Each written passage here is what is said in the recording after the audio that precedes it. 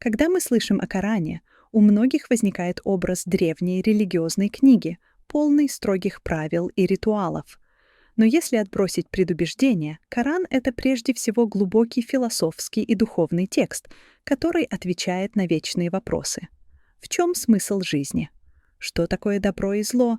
Что ждет нас после смерти?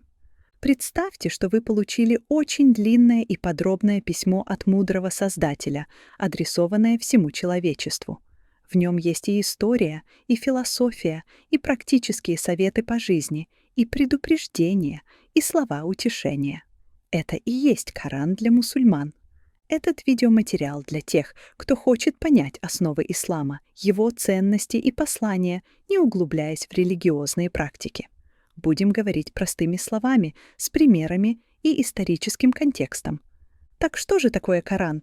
В чем его контекст и структура? Представьте себе Аравийский полуостров 1400 лет назад. Это мир племен, постоянных войн, торговых путей и многобожия. В городе Мекка жил человек по имени Мухаммад. Он был известен своей честностью и часто уединялся для размышлений в пещерах. Согласно исламскому вероучению, именно там в возрасте 40 лет он получил первое откровение от Бога, Аллаха, через ангела Джибриля. Эти откровения, которые продолжались 23 года, и стали Кораном. Слово «Коран» переводится как «чтение вслух», «декламация». Это не случайно. Коран — это прежде всего устное послание, предназначенное для чтения вслух. Его ритмичный и поэтичный язык оказывает сильное воздействие на слушателей, даже если они не понимают арабского. Это не книга, которую Мухаммад написал. С точки зрения верующих, это прямое слово Бога, переданное через пророка. Это как если бы Бог говорил с человечеством напрямую.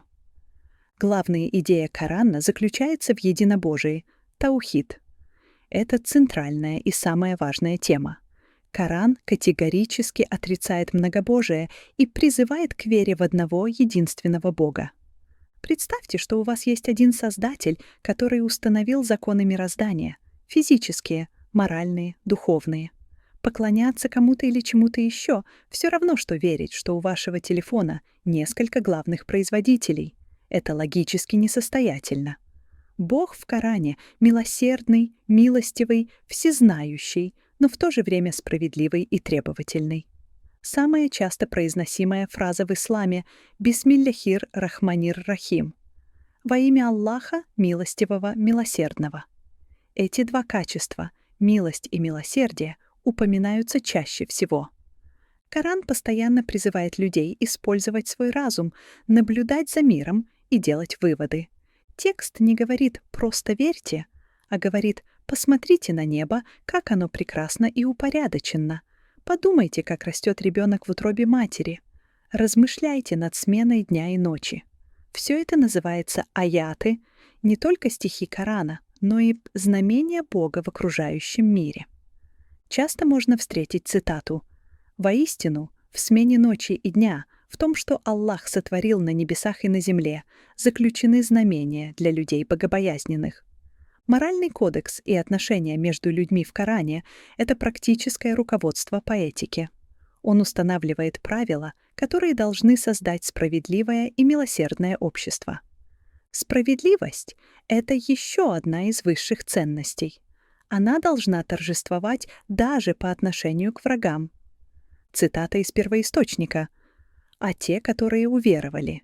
Будьте стойки ради Аллаха, свидетельствуя беспристрастно, и пусть ненависть к людям не приведет вас к несправедливости. Будьте справедливы, ибо это ближе к богобоязненности». Милосердие и доброта распространяются на всех — родителей, соседей, сирот, бедных, даже на животных.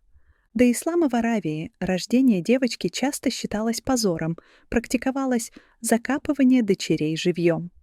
Коран категорически запретил это, поднял статус женщины, дав ей права на наследство и собственность, чего не было во многих обществах того времени, и обязал относиться к ним с добротой. Обязательный ежегодный налог в пользу бедных, закят, это не благотворительность, а долг перед обществом, механизм социальной поддержки. Ислам — это религия, почитающая знания. Первое откровение Мухаммаду начинается со слова «читай». Говоря простыми словами, стремление к знаниям — это богоугодное дело. В Коране нет конфликта между верой и разумом. Напротив, разум дан человеку, чтобы познать Бога и Его творение. История, законы и отношение к другим религиям. Коран не утверждает, что ислам — это нечто совершенно новое. Напротив, он позиционирует себя как завершение и подтверждение первоначального послания, которое Бог посылал через всех пророков. В Коране упоминаются Адам, Ной, Авраам, как Ибрахим, Моисей, как Муса, и Иисус, как Иса. Мусульмане верят в них всех как в пророков единого Бога. Иисус почитается как один из величайших пророков, Мессия, рожденный от Девы Марии, Марьям, но не как Бог или Сын Божий. Это показывает уважительное, но четко очерченное отношение к христианству и иудаизму. Их называют людьми Писания. Практические законы, шариат, часто вызывает больше всего вопросов. В Коране действительно есть предписания о молитве, посте, пищевых запретах, например, свинина, запрете на ростовщичество и алкоголь. Цель этих законов — дисциплинировать душу и тело, создать здоровое и сплоченное общество. Например, запрет на проценты должен был предотвратить эксплуатацию бедных богатыми. Пост в месяц Рамадан учит состраданию к голодным и самоконтролю. Подавляющая часть жестких законов, которые ассоциируются с шариатом, например, наказание за преступление, в Коране описаны в очень специфическом контексте, с высочайшими требованиями к доказательствам и часто предлагают прощение как лучший путь. Современное применение этих законов — это уже вопрос интерпретации и юриспруденции, а не просто буквального следования тексту. Основной посыл Корана для современного человека заключается в том, кто вы и кто ваш Создатель. Коран напоминает человеку о его месте во Вселенной. Он не хозяин мира, а его наместник, несущий ответственность за свои поступки. О том, как жить в гармонии с собой и другими. Он предлагает моральный компас. Будь справедливым, милосердным, честным, помогай слабым, уважай родителей, стремись к знаниям. Жизнь не бессмысленна и не заканчивается смертью.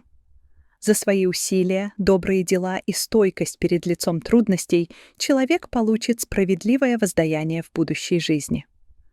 Коран можно сравнить с Конституцией мироздания. Это свод фундаментальных законов, не только юридических, но и моральных, духовных и физических. Он объясняет, как все устроено, и предлагает человечеству путь к гармонии с этим устройством. Понимание этого позволяет увидеть в нем не свод запретов, а приглашение к диалогу с Творцом, к размышлению о жизни и к построению общества, основанного на справедливости и милосердии. И именно в этом его вечное и актуальное послание для всего человечества.